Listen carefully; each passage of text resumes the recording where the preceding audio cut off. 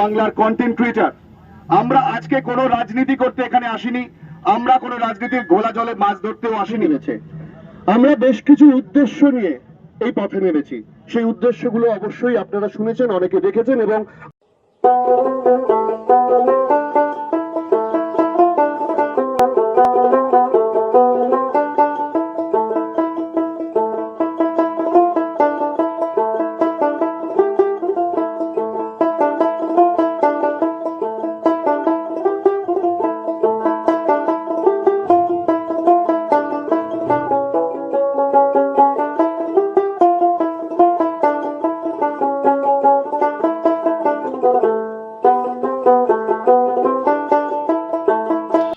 কাল অনেক বৃষ্টি হয়েছে, প্রায় বিকেল থেকে শুরু হয়ে সারা রাত্রি হয়েছে।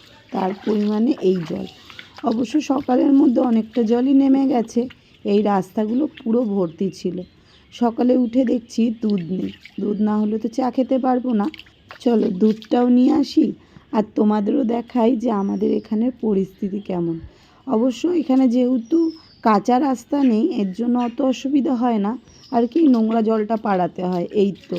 তো এই সাইডে তো কোনো ড্রেন নেই। আগে যেমন ড্রেন ছিল, ড্রেনের পুরো নোংরাগুলো উঠে আসতো। এখন যেমন দেখো রাস্তা একদম পরিষ্কার, কারণ চারিদিকে ড্রেন নেই। ওপরে মানে হাই ড্রেনটা ভরে গেছে বলে ওপরে জলটা উপচে গেছে। এখন দেখতে পাচ্ছ যে পরিমাণে জল, এর থেকে ডবল জ্বর ছিল কালকে রাতে। যখন ছেলেকে পড়তে থেকে আনতে গেছিলাম, এত বিদ্যুৎ চমকাচ্ছিল আর এত জল হয়েছিল যে কি বলবো। তখন তো আর ভিডিও করতে পারিনি, কারণ তখন ফোনই নিয়ে বেরোয়নি। এত জল ছিল, এত জোরে বৃষ্টি হচ্ছিল।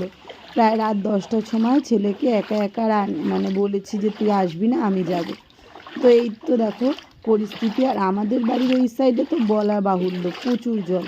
আসলে এই জলটাও বেরিয়ে যেত। এই সামনের ঘরগুলো দেখছো, এখানে না একটা ডোবা ছিল, এই দিক দিয়ে জলটা আগে পাস হতো, কিন্তু এখন ঘরগুলো হয়ে যাওয়ার পরে আর জল পাস হয় না, দেখতে পাচ্ছ। তো এই তো এত জল, আমি খালি পায়েও চলে এসেছি, কারণ জুতো পরে আমি সামলাতে পারবো না। আর এই রাস্তাটা উঁচু, এইখানে আর জল নেই। এই দেখো এদিকে পুরো জল। তো চলো দোকানে যাই, দোকান থেকে দুধটা কিনে নিই। দুধ কিনে নিয়ে বাড়ি চলে এসেছি। আজকে আর ওদের দোকানে প্যাকেট দুধ পাইনি, তার জন্য বড় দুধের মানে গুঁড়ো দুধের তো পাইনি, তাই লিকুইড দুধেরই চাটা করছি। এদিকে ছেলের জন্য দুধ বসিয়েছি, দুধ বিস্কুট ওকে দিয়ে দেবো, আর এদিকে আমি চা খাবো। এখন যতটা আলো, মানে এত রোদ্দুর উঠেছে, সকালে কিন্তু এরকম ছিল না ওয়েদারটা। আর দেখো এই বিস্কুটটা নিয়ে এসেছি। আসলে এই বিস্কুটটা সচরাচর এখানে পাওয়া যায় না, এই দোকানটায় দেখলাম তাই নিয়ে আসলাম। বেশ সুন্দর লাগে খেতে। তো ছেলেকে একটা দিলাম, বললাম তুই দুধ দিয়ে এমনি বিস্কুট খেয়ে নে, পরে খাস। আর এদিকে দেখো কত রোদ্দুর উঠেছে। ভালোই হয়েছে, আজকে একটু রোদ্দুরের কিন্তু দরকার আছে। তো এই যে দেখো চাটা খেয়ে নিয়েছি, সবজি কাকার আওয়াজ পেয়ে চলে আসলাম একটু সবজি নিতে। আসলে কদিন ধরে ডাল আলু খেয়ে আর ভালো লাগছে না। ডিম তো অবশ্যই খাই, কিন্তু একটু সবজি না হলে ভালো লাগে না। অনেক দিন ধরে ইলিশ মাছের মাথাটা পড়ে আছে, ভাবছি একটুখানি পুঁই শাক করবো। তো এইদিকে দেখি কাকা সুন্দর একটা কুমড়ো কাটছে এসে। তো আগেই বললাম আমাকে পুঁই শাক দাও, যদি ভুলে যাই। তো যাই হোক, এই যে দেখো কি সুন্দর পুঁই শাকটা এনেছে। তো এই পুঁই শাক মোটে 3টে গাছ নিয়েছি। এই 3টে গাছ নেওয়ারও কারণ আছে, আমাদের মানে লাগতো না, সবাইকে দিয়ে থুয়ে খেতে হবে, তো তার জন্য। আর মোচাটা দেখে খুব ইচ্ছা করছিল, কিন্তু রেখে দিলাম। একটা মোচার দাম বলছে 50 টাকা। ভাবা যায় বলো? তো ভাবলাম যে না, মোচা থাক। কিন্তু পটলগুলো বেশ ছিল, বেশ বড় বড় পটল, চিংড়ির জন্য হেভি লাগতো। যাই হোক, 50 টাকা কেজি আজকে বলছে, তার জন্য সব মিলিয়ে 1 কেজি নিয়ে নিলাম। যেমন ঝিঙে, কাঁকরোল, পটল, এটাই। এই যে কাকা মাপতে থাকুক এইদিকে, আর এইদিকে দেখতে পেলাম বেশ সুন্দর সাদা সাদা কচু। বেশ ভালো লাগছিলো, কিন্তু দামটা এতটাই ছিল যে ভাবলাম যে না, অল্প একটুই নেই। 300 মতন নিয়েছি, তাই হয়ে গেছে 18 টাকা। আর এই একটা বেগুনের দাম 18 টাকা, মানে ভাবতে পারছো কী খাবে আর মানুষ। যাই হোক, যেহেতু পুঁই শাক করবো একটু তো লাগবেই। আর এইদিকে 100 কাঁচা লঙ্কা নিয়ে নিলাম 20 টাকা দিয়ে। মানে এত সবজির দাম, কাকা বলছে আজকে খেয়ে নেবো না, এরপরে আরও দাম বেড়ে যাবে। তো এইদিকে জোর করেই মোটামুটি 500 টমেটো দিয়ে দিল। এই যে দেখো প্রায় 200 টাকার কাছাকাছি এইটুখানি বাজার, কদিন খাবো জানি না। তো চলো এই যে সব সবজিগুলো এখন আমি গুছিয়ে নেব। আর একটা কথা দেখো, এই বক্সগুলো দেখছো কত সুন্দর, বেশ ভালো হয়েছে জানো তো। আগের তো আমার এমনি সবজি রাখার যে বক্সটা ওটা তো ভেঙে গেছে, আর সব এক জায়গায় থাকতো, পচে যেত, আর মানে বুঝতে পারতাম না। আর এই যে বক্সটা দেখতে পাচ্ছ, এর মধ্যে আলাদা আলাদা করে রাখবো, যেটা লাগবে নিয়ে নেবো, বেশ সুবিধা হয়েছে। সবজি কিছুটা বের করে রাখলাম পুঁই শাকে দেওয়ার জন্য, আর লঙ্কার বোটাগুলো ছাড়িয়ে নিচ্ছি। ভেতরে দেখতে পাচ্ছ একটা সাদা মতন, ওটা একটু উঁচু মতন আছে, যাতে না ওই বক্সটার সঙ্গে কিছু লাগে। মানে কি, যেমন ধরো কিছু পচে গেল বা কিছু রসটাই পড়বে, কিন্তু ওর মধ্যে গিয়ে লাগবে না। তো এই যে ধনে পাতাটা, এইটুখানি ধনে পাতা নিল 12 টাকা, সেটা তার জন্য সযত্নে গুছিয়ে রেখে দিলাম, কারণ হচ্ছে এইটা দিয়ে অনেক দিন চালিয়ে নেব। তো চলো ওইদিকে সবজি গোছানো হয়ে গেছে, এবার সবজিটা কেটে নেব। তার মধ্যে তোমাদের কিছু কথা বলি। এই যে চারিদিকে প্রতিবাদ প্রতিবাদ, মানে আওয়াজ তো উঠছেই, দেখো সবাইকে তো নামতে হবে, সবাইকে সবার প্রতিবাদ করতে হবে। শুধু অভয়ার জন্যেই যে আমরা প্রতিবাদ করছি তা না, ভবিষ্যতের জন্যও যাতে এরকম না হয় সেজন্যও তো আমরা প্রতিবাদ করছি। আসলে কি বলো তো, কিছু কিছু ক্ষেত্রে না কেউ কারোর সাপোর্ট পায় না। যেমন আমি পুরো একা, আমি কারোর সঙ্গে মিশি না, তোমরা কম বেশি দেখোই। তো যাদের সঙ্গে মিশি তাদেরকেও বলেছিলাম যে আমার সঙ্গে একটু যাওয়ার। আজকে ইউটিউব কমিউনিটি থেকে ডেকেছে সবাইকে যে মিছিল হবে, তো সেখানে আমার যাওয়ার খুব ইচ্ছে হচ্ছিল সকাল থেকেই, কিন্তু ভেবে উঠতে পারছিলাম না যে আমি কার সঙ্গে যাব, কিভাবে যাব। আমি কলকাতার মেয়ে হতে পারি, কিন্তু আমি অত রাস্তাঘাট না চিনি না। আর চিনলে হয়তো গিয়ে ভাববো ওই রাস্তাটা তো আমি চিনি, কিন্তু জায়গাটার নাম না আমি কিছুতে মনে রাখতে পারি না। এটা হচ্ছে বেশি প্রবলেম হয় আমার। যেহেতু আমি একা থাকি, তোমাদের দাদাভাইও থাকে না যে ওকে নিয়ে আমি বেরিয়ে পড়বো। তো যাই হোক, কিন্তু তোমাদের দাদাভাই অনেক মনে জোর দিয়েছে যে যখন সবসময় ওই গানটা মনে করবে, যখন যদি তোর ডাক শুনে কেউ না আসে তবে একলা চলো রে। যাই হোক, এরকম কিছু করে আমাকে বোঝালো যে কি হয়েছে, কেউ নেই তো কি হয়েছে, তুমি একা চলে যাও। তো আমি ভাবছিলাম অত দূর, সেই পাটুলি আমি কি যেতে পারবো? বলছে কেন পারবে না, নিশ্চয়ই পারবে। তো দেখো এই যে বকবক করতে করতে আমার পুঁই শাকটাও হয়েছে। আগের দিনে না বেশ ভালো খেয়েছিল সবাই, তার জন্য আমি আজকেও বানালাম, আজকেও বেশ ভালো হয়েছিল খেতে। তো চলো ছটাপট রান্না করে নিয়েছি, যখনই বলেছে যে তুমি একাই পারবে যাও। আর ছেলে তো যাবে না, যেহেতু ছেলে হচ্ছে গিয়ে তোমার পড়তে যাবে, ওর দুটো জায়গা পড়া আছে, ও পড়া কামাই করবে না।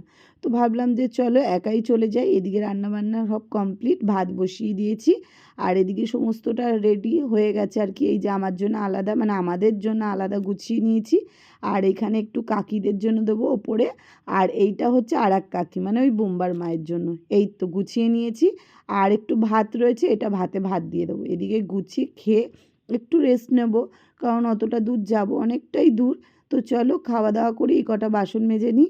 খাওয়া দাওয়া সেরে মনে অনেকটা জোর নিয়ে একটা র্যাপিডো বুক করে নিলাম, করে বেরিয়ে পড়লাম একাই। জানি এখানে একা ভালো লাগে না, কিন্তু যুদ্ধটা তো তোমার একার জন্যেই একার লড়তে হবে, যেটা তোমাদের দাদাভাই বলেছে, তার জন্য আমি একাই বেরিয়ে পড়লাম। আমরা বাংলার কন্টেন্ট ক্রিয়েটার, আমরা আজকে কোনো রাজনীতি করতে এখানে আসিনি, আমরা কোনো রাজনীতির ঘোলা জলে মাছ ধরতেও আসিনি। রাজনীতি যাদের করার কাজ তারা অবশ্যই করবেন, তার বিরুদ্ধেও আমরা নই, তার পক্ষেও আমরা নই। আজকে আমরা দেখছি সুপ্রিম কোর্টে যেভাবে সওয়াল জবাব চলছে, আমরা দেখছি যেভাবে সিবিআই তদন্ত করছে, তাদের বক্তব্য, সুপ্রিম কোর্টের বক্তব্য, রাজ্য সরকারের পক্ষ থেকেও যে বক্তব্য রাখা হয়েছে, সমস্ত কিছু আমরা দেখছি। আমরা এই সমস্ত কিছু দেখার পর আমাদের একটাই দাবি, আমরা ন্যায্য বিচার চাই। আমরা সম্পূর্ণভাবে আমাদের যে বিচার ব্যবস্থা রয়েছে তার উপর নির্ভর করেই, সেই বিচার ব্যবস্থার উপর আস্থা রেখেই আজকে আমাদের এই র্যালিটা করব। সকলের কাছে আমাদের একটা বিনীত অনুরোধ, আমরা কোনো রাজনৈতিক র্যালি করছি না। রাজনৈতিকভাবে আমাদের অনেক প্রশ্ন থাকতে পারে, কিন্তু সেটা আমরা আইনের আওতায় রেখে ডেফিনেটলি তুলব। আমাদের পরিচয় রাজনৈতিক নয়, আমরা সকলেই কন্টেন্ট ক্রিয়েট করি, হাজার হাজার লাখ লাখ কোটি কোটি মানুষ আমাদের দেখেন। তাই অবশ্যই গোটা বাংলায় যখন এই ভিডিওগুলো ছড়িয়ে পড়বে, যেন মানুষ দেখতে পায় যে কন্টেন্ট ক্রিয়েটাররা শুধুমাত্র সোশ্যাল মিডিয়া, ইউটিউব বা ফেসবুকে বসে থাকে না, তারা রাস্তায় নেমে প্রতিবাদ করতে জানে, এবং তারা রাজনীতির গোলা জলে মাছ ধরতে নামে না। আমরা কোনো এমন কিছু করব না যেটা আগামী দিনে আমাদের বিরুদ্ধে যায়, আমরা এমন কিছু করব যেটা নজির হয়ে থাকে। আজকে এটুকু বলতে পারি, শুধু বাংলা, গোটা ভারতে আজকে হয়তো প্রথমবার ইউটিউব কমিউনিটি একসঙ্গে পথে নেমেছে। এই নজির ভারতের আর কোথাও নেই। একদমই তাই। এবং এই নজির গড়ার জন্যই আমরা এই যে উদ্দেশ্য, আমরা যাতে We want justice! সবার গলা সবার স্বর, Justice for Antibar! সবার গলা সবার স্বর, Justice for Antibar! সবার গলা সবার স্বর। Justice for Antibar! We want Justice! Justice! We want justice! We want justice! We want justice! We want justice! তোমার আমার একটাই শর্ত! Justice for Antibar! তোমার আমার একটাই শর্ত! Justice for Antibar! We want justice! We want justice! We want justice! We want justice! We want justice! তোমার আমার একটাই শর্ত! Justice for Antibar! We want justice! We want justice! We want justice! We want justice!